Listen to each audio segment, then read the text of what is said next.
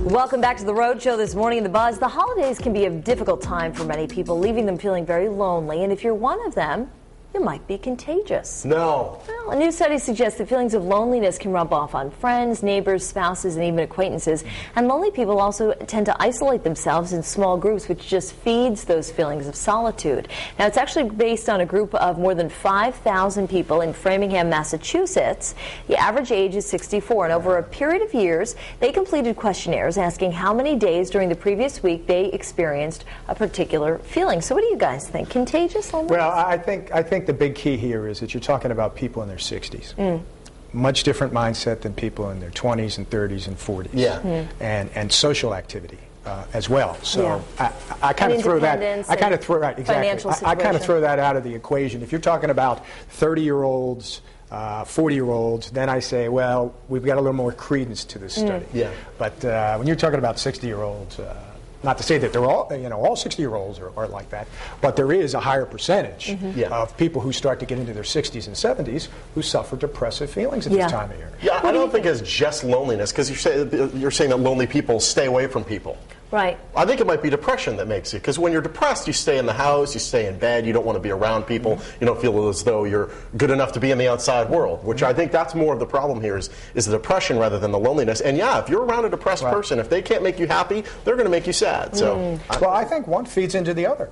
I mean, quite frankly, you have good friends, if you have people who are depressed, that will try to help you. Right. But there are also a lot of friends that will stay away from you because they don't want to be around you, frankly. Or they don't know what to do. They don't know how to help. They don't know what to say. Exactly. They don't want to say something that could be awkward. Exactly. I don't know. I think I can understand a little bit about this. I think that particularly if you have a spouse who is lonely or depressed, that can be very influential. Just like you were saying, there's a tug of war, and I know in life that there are givers and takers. Sure. And so sometimes you find yourself at the other end of the spectrum to whatever your a good friend is. Yeah, I would have liked to have seen them done a study from 20s, 30s, 40s, 50s. Yeah, I agree. And then, meld them over and say, we looked at this and we were surprised to find that people in their late 30s and 40s were actually depressed more this time of the season in comparison to people in their 60s and maybe 70s. And it is a very difficult time of year because people have such high expectations, especially for the holidays. Yeah, there are definitely a lot of people, and there might be infighting inside the family or whatever, and they just look at this type of year and just be like, you know what, I just don't even want to bother.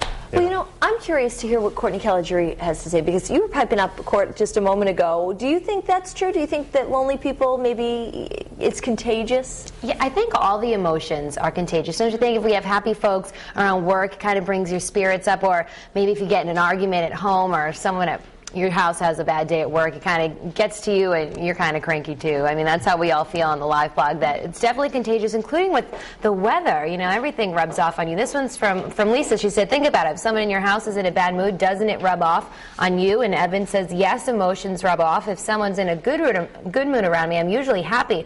But if people are upset, crying, etc., then it brings me down a little, he said. Here's our poll on foxprovidence.com. Do you think emotions are contagious? Yes, others' emotions rub off on us, or no, emotions are based on an individual. So you can weigh in there, and we've got about 6 comments on our Facebook page. And Daniel Slavin says, of course emotions are contagious. All you need is one person at work to be miserable. It's like a giant storm cloud.